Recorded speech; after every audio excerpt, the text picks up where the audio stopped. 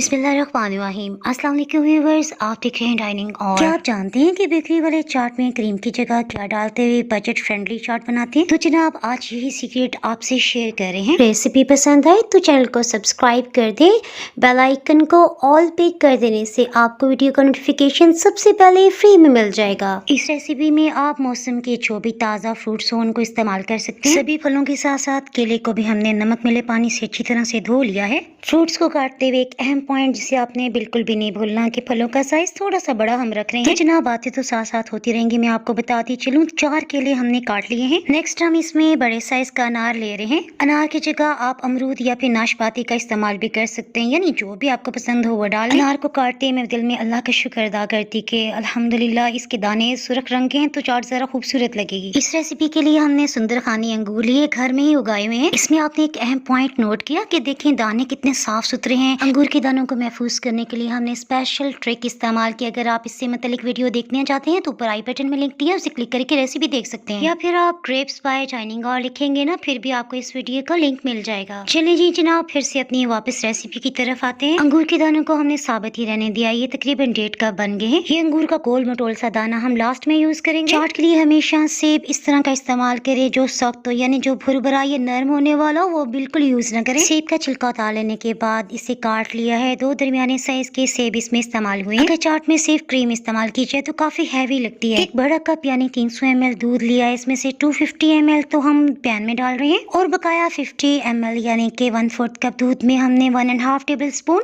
1.5 खाने वाला चम्मच वनीला कस्टर्ड डाल दिया है। इसी दौरान में दूध भी बॉइलिंग पॉइंट पे आ गया, सो हीट को बिल्कुल लो करते हुए इसमें 4 खाने वाले चम्मच चीनी शामिल कर दी है। इसमें गुठलियां ना बने सो एक हाथ से हमने कस्टर्ड शामिल किया, साथ साथ विस्क करते जा रहे हैं। अगर आप तेज मीठा पसंद करते हैं ना तो 5 खाने वाले चम्मच पूरे ले लीजिएगा। एक आधा table spoon custard powder cornflour का बना होता है, सो बिल्कुल लो हीट पे हम इतना पकाएंगे कि इसकी स्मेल होती है ना वो खत्म हो जाए। ये काफी गाढ़ा हो गया, सो हीट को ऑफ करते हुए 3 खाने वाले चम्मच मायोनीज शामिल कर दिया है। कस्टर्ड का टेम्परेचर काफी हाई है, सो मायोनीज इसमें आसानी से मिक्सअप हो जाएगा। 1 मिनट के बाद देखें अब ये काफी गाढ़ा लग रहा है। अब देखें काफी गाढ़ा है, सो इसमें लम्स बनने के काफी चांसेस हैं। सो इसमें गुठलियां ना बने। हर 2 मिनट के बाद हमने 15 सेकंड के लिए इसे विस्क कर लिया। मलाई बनाने के लिए हमने दूध को ज्यादा देर के लिए गर्म नहीं किया। एक उबाल आते हमने हीट को ऑफ कर दिया था। और गाढ़ी मलाई के लिए हमने ये तरीका इख्तियार किया कि दूध को हमने 5 से 6 घंटे फ्रिज में रख दिया। इसमें से हम सिर्फ 3 खाने वाले चम्मच मलाई एक छलनी में डाल रहे हैं। चम्मच से मिक्स करते हुए बिल्कुल आपको क्रीमी टेक्सचर वाली मलाई मिल जाएगी। इसे मिक्स करते हुए अच्छी तरह यकजान कर लेते हैं। इसमें चीनी की मिकदार कितनी है स्टेज पे आप चख भी सकते हैं। और यकीन करें खाते हुए किसी को महसूस नहीं होगा कि बाजार वाली क्रीम है या आपने घर में बनाई है। और यकीन जाने ये इतनी लाइट बनी कि घर के बुजुर्ग हजरात ने भी बहुत शौक से खाई।